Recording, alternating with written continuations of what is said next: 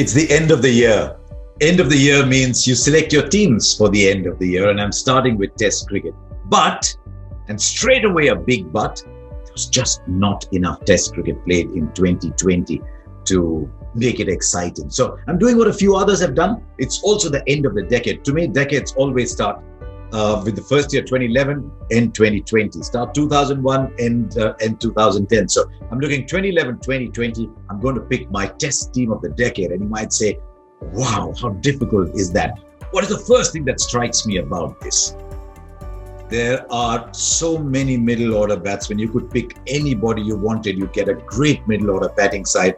Fast bowlers, outstanding. There's a great pick of fast bowlers. But there are no opening batsmen to pick from. I mean, there are two, but they're not challenged the way that candidates in the other areas are challenged. So the easiest pick was the two openers. Alistair Cook averaged 45. David Warner averaged close to 49. You're looking at contenders there. You're looking at Tom Latham, Dean Elgar, Dimuth Karunaratne. Yes. So I think you can see why Alistair Cook and David Warner actually picked themselves. That's 1 and 2. Now let's go straight away headlong into the toughest pick, maybe. 3, 4, 5, 6. How do you pick middle order batsmen? Well, I started with someone who I don't think anybody can look beyond for number 3, the supremo in that position. And to me, that was Kumar Sangakkara. Played only 40 tests in this decade, but he averaged 57 in those 40 tests. When he retired, he was still playing like he would have walked into any team anywhere in the world. So Sangakkara, 3. Then I've gone Kohli, Smith, AB de Villiers. Kohli, Smith, AB de Villiers. 2 averaging in the mid-50s, 1 averaging well into the 60s. You might think that was an easy choice to make. Well, here's an option for you. If you're not looking at those 4, you could look at Williamson, Root, Yunus Khan, Ross Taylor. And you wouldn't do it too badly. Or you could look Pujara, Amla, Angelo Matthews, Misbah ul Haq. And you wouldn't do too badly either. But I've picked these 4 because I just thought they stood apart very, very, very hard, in my view, on Kane Williamson. Kane Williamson would have had to come in place of Sangakkara. I just thought, wow, Sangakkara. So there you are. As I said, it does get a little personal. Now I have to choose a wicketkeeper.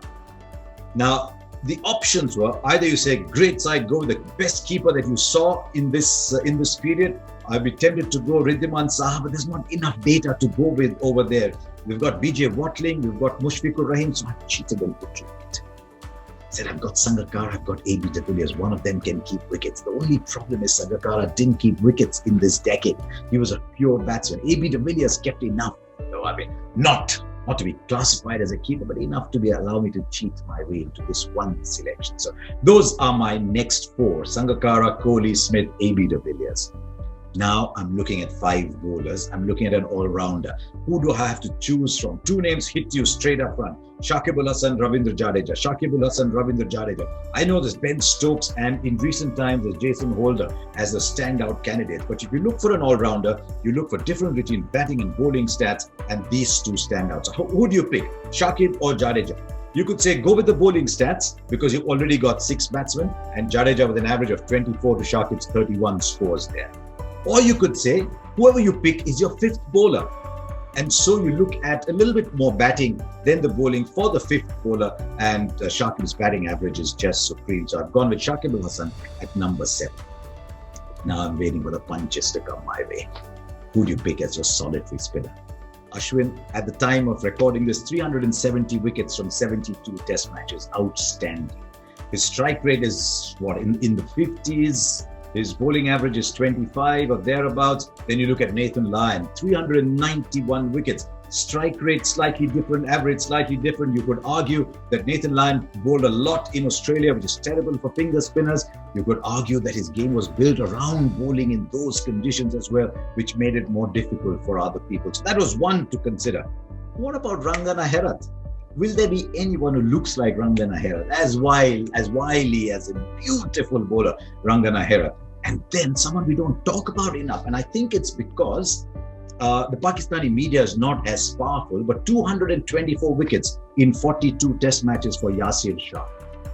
You could say, okay, I've got a finger spinner, I'm going in with a leggy. So it's really your choice. And you go in with who you think will serve you best. I've gone with Ravichandran Ashwin, but I would not mind if you picked any of the other three. And that's what made it so difficult. That's where the little personal choice comes in every selection. So I've gone Ashwin at number 8. Then 3 fast bowlers.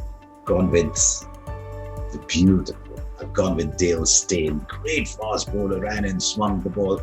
Jimmy Anderson, beautiful swing bowler. And I've gone with a nice, hard, strong workhorse, hit the deck bowler in Pat Cummins. Averages 21 does Pat Cummins.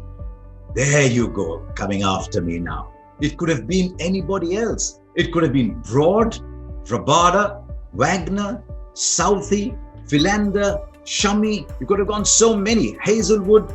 Oh, you could have picked just about anybody. Tim Southey, as I said a little while back, there's so many bowlers to choose from. But I've gone with these 3. You picked 3 others. Trent Boult is in that list. You picked 3 others, and it wouldn't matter. They were that good in this decade. What else strikes you about the fast bowlers then?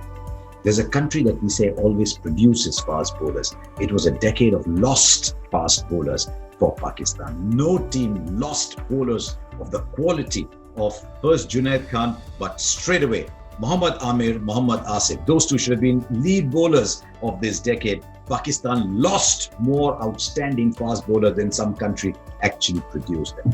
So there you are. That is my side. You can come hard at me. I'm waiting for the big bats, because whatever you choose, you'll get big bats. But I'll tell you what, if you're a cricket lover, do carry out this exercise. Exercise your personal choice, your personal selection, and say, who are the players I like? 2 do I think were good in that situation? And then pick your team of the decade. Let's have fun.